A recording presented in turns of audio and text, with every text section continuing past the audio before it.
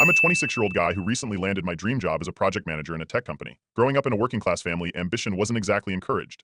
My parents always emphasized family loyalty over personal goals, and success was measured in terms of sacrifice, not achievements. While I've worked hard to reach where I am today, my family sees it differently. According to them, I've somehow become selfish for pursuing my dreams. To give you some context, my family has always been a bit traditional. My parents believe tech jobs are soulless and prefer good, honest, blue-collar work, something they've never been shy about reminding me of. My younger brother, who's 22, still lives at home, unemployed and relying on them for everything. And by everything, I mean literally everything. He doesn't even try to contribute around the house. Despite that, he's the golden child in their eyes. For years, I kept my head down, grinding my way through college and working side jobs to pay my bills. It wasn't easy. I had to juggle long hours, unpaid internships, and more than a few setbacks. But earlier this year, my hard work finally paid off, and I got an offer from a tech company I dreamed of working for since I was a teenager. It was the kind of job that promised stability, growth, and the chance to work on meaningful projects. I couldn't have been happier when I signed the contract. When I called my parents to share the news, I expected some sort of celebration, maybe even just a simple "we're proud of you." Instead, I got, "Don't forget where you came from." It wasn't said in a congratulatory way, it sounded more like a warning. My dad went on about how people in tech lose touch with reality and start thinking they're better than everyone else. I brushed it off at the time, chalking it up to their usual skepticism about anything outside their comfort zone. The first red flag came a few weeks later.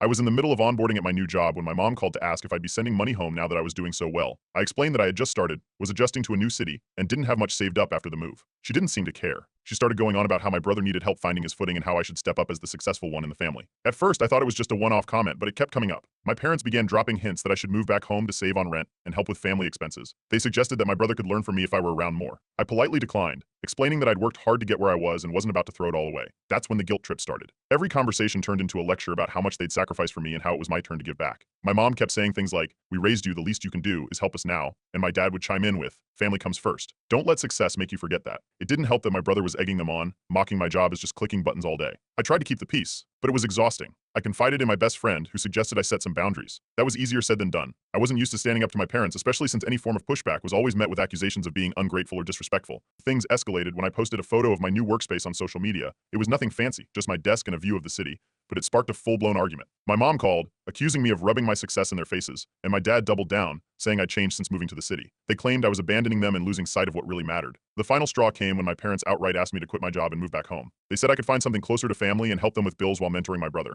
I was stunned. They weren't just asking for financial support, they wanted me to give up everything I'd worked for. When I refused, they accused me of being selfish and ungrateful. My dad even said, "We didn't raise you to turn your back on family." After that conversation, I knew I needed to take a step back. I started looking into therapy to help me navigate the situation. My therapist helped me understand that my family's behavior wasn't my fault, and that setting boundaries was essential for my mental health. It wasn't an easy decision, but I decided to focus on my career and well-being, even if it meant disappointing them. That's where things stand now. My parents are upset, my brother is bitter, and I'm trying to find my footing in this new chapter of my life. I know this is just the beginning, but for the first time, I feel like I'm living for myself, and that's a win in my book. Update 1. A few weeks after I decided to stick to my boundaries, things went from bad to worse. My parents called one evening, sounding more stressed than usual. They told me their financial situation was worse than I realized. They had fallen behind on bills, and my brother's unemployment wasn't helping. I knew they weren't doing great financially, but hearing them describe it made it clear they expected me to step in and save the day. They started dropping hints that if I didn't help, they'd lose the house. It didn't take long for the hints to turn into outright demands. My dad told me I needed to quit my job and move back home immediately. He said that if I refused, I'd be cut out of the family for good. My mom chimed in, accusing me of abandoning them in their time of need. It was an ultimatum: either give up everything I'd worked for or lose my family. I told them I couldn't do what they were asking and ended the call before the conversation spiraled any further.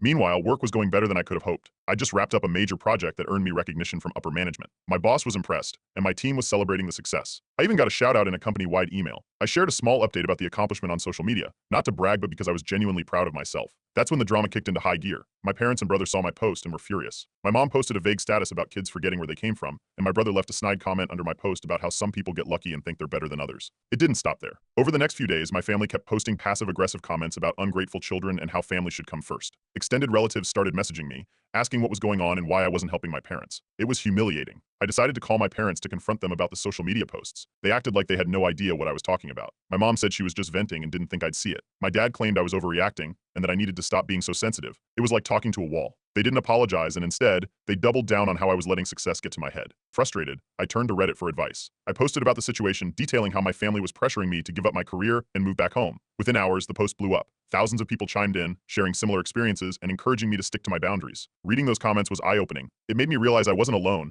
and that I didn't owe my family anything just because they were struggling. Feeling emboldened, I decided to stand my ground. I ignored their posts and focused on my work. But my parents weren't done. One Saturday morning, I heard a knock at my apartment door. When I opened it, there they were, my parents, standing in the hallway with serious looks on their faces. They said they wanted to talk, but I told them it wasn't a good time and asked them to leave. My mom started crying, saying they had driven hours just to see me, and my dad looked ready to explode. They refused to leave, so I told them I wouldn't let them in and shut the door. I could hear them talking outside for a few minutes before they finally left. I felt guilty, but I knew I couldn't give in. A few days later, the situation escalated again.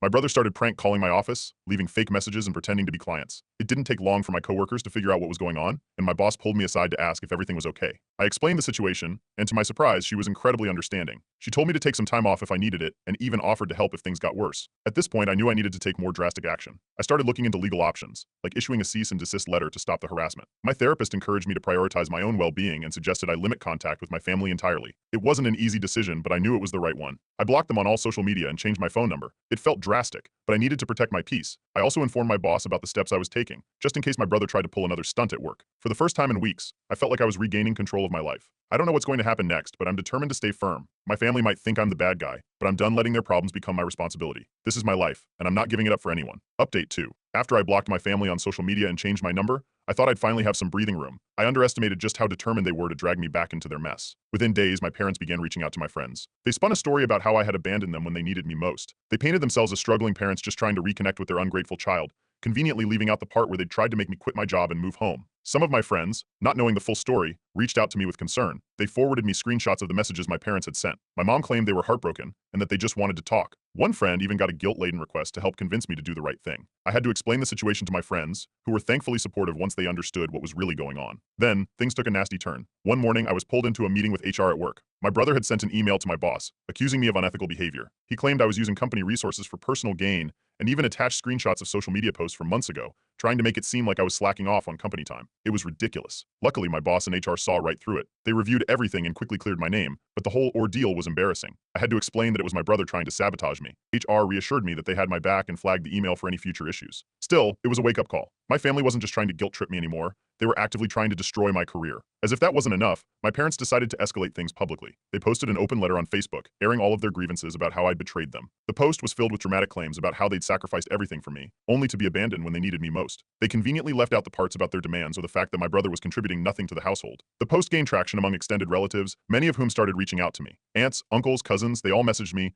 urging me to make things right and fix the situation with my parents. It was overwhelming. I felt like I was being attacked from every angle. I decided I couldn't stay silent anymore. I took to Reddit again, sharing a detailed update with screenshots to back up my side of the story. I explained everything: the demands to quit my job, the prank calls, the sabotage attempt at work, and now the public shaming. The post blew up even bigger than the first one. Thousands of people chimed in, offering support and advice. Many of them called out my family's manipulative tactics, and some even shared their own stories of going through similar situations. It didn't take long for the backlash to reach my family.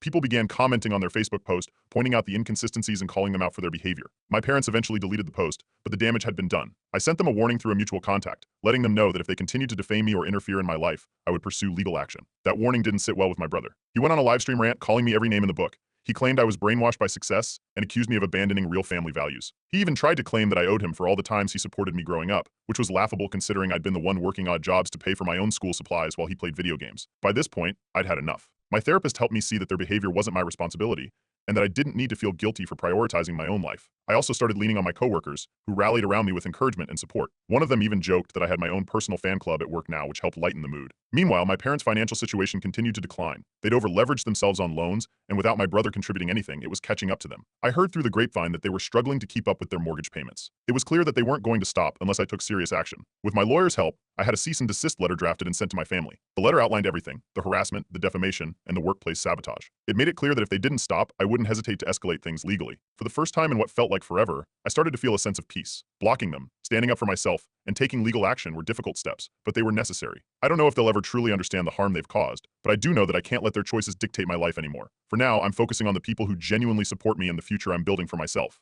Update 3. A few weeks after sending the cease and desist letter, something unexpected happened. I received a message from a distant aunt I hadn't spoken to in years. She's my mom's younger sister and had always been somewhat removed from the family drama. In her message, she apologized for my parents' behavior, saying she had no idea things had gotten so bad. She told me she supported my decision to stand up for myself and offered to be there if I ever needed anything. I wasn't sure if I could trust her at first, but she seemed genuine. She shared some stories about her own struggles with my parents in the past, explaining why she distanced herself from them years ago. Hearing her perspective was validating. She even mentioned that some of the extended family had started to see through my parents' narrative after my post went viral on Reddit. It felt good to know that not everyone was blindly taking their side. Of course, my parents didn't take this well. Word got back to them that my aunt had reached out to me, and they wasted no time labeling her a traitor. My dad apparently called her to berate her for meddling in family affairs. She didn't back down, though. Instead, she told him that their behavior was embarrassing and that they should focus on fixing their own issues instead of blaming me for everything. Knowing she had my back was a game changer. While all of this was happening, things at work were better than ever. My hard work and dedication paid off, and I landed a major promotion. Not only did my new role come with more responsibility and recognition, but it also doubled my income. For the first time in my life, I felt financially secure. I celebrated by treating myself to a gym membership and started prioritizing my health. I also picked up a few hobbies I'd put on hold, like photography and cooking. These small changes made a big difference, and I started feeling stronger and more confident every day. Meanwhile, my parents were scrambling. They sent me a long, groveling letter, apologizing for everything that happened. The letter was full of guilt-tripping phrases like, "We're still your parents, and we love you no matter what, and family is all we have in the end." They also hinted that they were struggling more than ever and hoped I would find it in my heart to forgive them and come home. I didn't respond. Their actions had spoken louder than any words ever could, and I wasn't about to let them back into my life without real accountability and change. Thankfully, the legal threat seemed to have worked on my brother. After receiving the cease and desist letter, he stopped his harassment entirely. No more prank calls, no more emails to my boss, no more social media rants. It was a relief to finally have that noise cut out of my life. In the absence of family drama, my friendships flourished. I started spending more time with the people who truly supported me, treating them like the family I chose for myself. We planned weekend outings, tried new restaurants, and even organized a small Friendsgiving. For the first time in years, I had a holiday season that wasn't filled with stress or guilt trips. It was peaceful, and I didn't realize how much I needed that until I had it. Therapy also continued to be a huge source of growth. During one session, my therapist helped me see something I hadn't fully acknowledged before. I wasn't responsible for fixing my family's problems. Their financial mismanagement, their toxic behavior, their inability to change, none of it was my fault. That realization was freeing. Around the same time, I heard through mutual contacts that my parents had finally lost their house. They'd been teetering on the edge for a while, and it seemed like their poor financial decisions had finally caught up with them. Part of me felt bad for them, but I knew this was a consequence of their own choices. Extended family members who had initially taken their side began reaching out to me, apologizing for believing their version of events. Some even offered support, which I appreciated but didn't necessarily need anymore. I had built my own support system by then. On a brighter note, I also started dating someone during this time. We met through mutual friends, and what initially started as casual dates quickly turned into something more meaningful. He admired my strength and independence, and for the first time I felt truly seen and valued for who I was. It was a refreshing change from the constant judgment and criticism I'd grown up with. Feeling more stable in my life, I decided to give back in a way that felt meaningful. I made an anonymous donation to a local charity that helps people rebuild their lives after family estrangement. Knowing I could help others in similar situations brought me a sense of fulfillment I hadn't felt in a long time. As the holidays approached, I reflected on how much my life had changed. Instead of dreading family gatherings, I looked forward to spending the season with my friends and my new partner. The peace and joy I felt were things I'd thought were out of reach for so long. Recently, I've started considering writing a memoir about my journey. Sharing my story on Reddit showed me how powerful it can be to speak up, and I want to help others who might be facing similar challenges. It's still just an idea for now, but it feels like the perfect way to close this chapter of my life while giving back at the same time. For the first time in years, I'm looking forward to what comes next. Update 4. It all started one Wednesday afternoon. I was deep into a presentation with my team when my phone buzzed repeatedly. I ignored it, thinking it was just spam or a group chat blowing up. Then, one of my coworkers slipped into the conference room and whispered that there was an issue in the lobby. Confused, I wrapped up my part of the meeting and headed downstairs to see what was going on. The scene in the lobby was chaos. My parents were there, shouting and demanding to see me. They were arguing with the receptionist, who was doing her best to remain professional. My dad was the loudest, yelling about how he had every right to speak to me and how I was ignoring their desperate attempts to reconnect. My mom was sobbing dramatically, adding to the spectacle. I froze for a second, then stepped back out of sight and called security. Within minutes, the company's security team arrived and started escorting my parents out. That's when things got worse. My dad began shouting accusations, claiming I was a terrible son who had abandoned my family after everything they'd done for me. He tried to twist the story, saying they had come here out of love, but I was too cold-hearted to even give them the time of day. As they were being removed, I noticed one of my coworkers discreetly filming the scene on their phone. I didn't stop them. At that point, I figured having some evidence of the incident might actually help. Once my parents were finally out of the building, I returned to my desk, trying to process what had just happened. But by the end of the day, the video had already made its way through the office grapevine and onto social media. The clip wasn't long, just enough to show my parents being escorted out while yelling accusations at me. It didn't take long for people to start dissecting the situation online. Some users sided with my parents, claiming I must have done something horrible for them to act this way, but the majority called out their behavior as manipulative and embarrassing. My parents must have seen the comments because the very next day they released a video of their own. In their heartfelt video, my parents sat together on the couch, looking teary-eyed and defeated. They told a one-sided story about how they had sacrificed everything for me, only for me to cut them out of my life. They said they were desperate to talk to me and accused me of being brainwashed by my success. They painted themselves as victims, claiming they were heartbroken that I had chosen money over family. The video backfired almost immediately. People in the comments dissected their claims, pointing out inconsistencies and calling out the emotional manipulation. Some even referenced my earlier Reddit posts, linking the two situations and providing context that my parents had conveniently left out. It was surreal to see strangers defending me against my own family, but it also reinforced that I had made the right decision in setting boundaries. Still, I knew I needed to take things a step further. The incident at work crossed a line, and I couldn't risk them showing up again. With the help of my lawyer, I filed for a restraining order against my parents. It was a tough decision, but one that felt necessary after everything they'd done. I provided the court with evidence, including the video of the workplace incident and screenshots of their previous harassment. While all of this was unfolding, my brother found a new way to insert himself into the chaos. He began calling me from unknown numbers, leaving threatening voicemails. In one message, he accused me of tearing the family apart and promised I'd regret it if I didn't make things right. I filed a police report for harassment, handing over the voicemails as evidence. The officers assured me they'd look into it, and I was relieved to have even more documentation of my family's behavior. Despite all the drama, my therapist helped me stay grounded. She reminded me that enforcing boundaries wasn't cruel, it was an act of self-care. Her guidance made it easier to push past the guilt that my parents had instilled in me for years. Amid the turmoil, there was a bright spot. I received another promotion at work, marking yet another milestone in my career. My friends and coworkers organized a small celebration, and for the first time in months, I felt like I could truly enjoy myself without looking over my shoulder. Meanwhile, my aunt stepped up in a big way. She started reaching out to extended family members, helping them understand the truth about the situation. Her efforts eased some of the tension, and a few relatives even reached out to apologize for taking my parents' side initially. Having her support made a huge difference. By the end of it all, I realized something important: my parents weren't going to change. They were too caught up in their own narrative to see the harm they were causing. Accepting that brought me a strange sense of peace. I didn't have to keep fighting for a relationship that wasn't healthy. Instead, I could focus on the people who truly cared about me and the life I was building. For the first time in years, I feel like I'm truly free. The holidays are around the corner, and I'm looking forward to spending them with my friends and my partner, surrounded by positivity and love. As hard as this journey has been, I know I made the right choice. Update 5. Life has been quiet, and in the best way possible. Cutting ties with my parents was one of the hardest decisions I've ever made, but it's also been the most freeing. For the first time in years, I've been able to focus on myself without the constant weight of their expectations dragging me down. The peace that came with no contact has allowed me to grow in ways I never thought possible. One of the most rewarding things I've done recently is volunteering at a nonprofit that helps people navigate toxic family dynamics. I started small, helping with community events and sharing resources, but it quickly became something I was passionate about. Meeting others who've gone through similar situations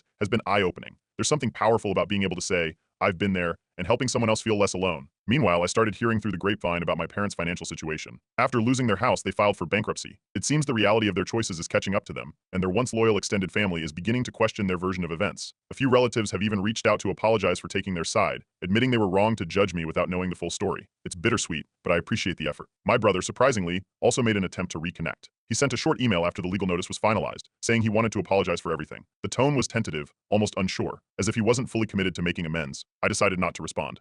I've learned that actions speak louder than words, and unless I see genuine effort over time, I'm not opening that door again. On the professional front, things couldn't be better. I was recently offered a senior leadership role at my company, a huge step forward in my career. It's not just a promotion, it's a testament to how far I've come despite everything that's happened. The pay increase means I can finally start planning for the future on my own terms, and the added responsibilities are exactly the kind of challenge I've been looking for. One of the first things I did with my newfound stability was buy a house. It's a modest place, nothing extravagant, but it's mine. Walking through the front door for the first time felt surreal. This house represents more than just financial independence. It's a symbol of freedom from the control my family once had over my life. I've even started decorating it with my partner, who's been my rock through all of this. Speaking of my partner, there's been another major milestone. During a quiet evening at home, they proposed. It was simple, heartfelt, and perfect. They told me they admired my strength and independence, and that they couldn't imagine a future without me in it. Saying yes was the easiest decision I've ever made. We're now planning our future together, and I couldn't be more excited for what's to come. Therapy has continued to play a big role in my journey. One breakthrough moment came during a recent session when I fully internalized something my therapist had been telling me all along: my family's behavior was never my fault. Their choices, their actions, and their inability to change weren't things I could control,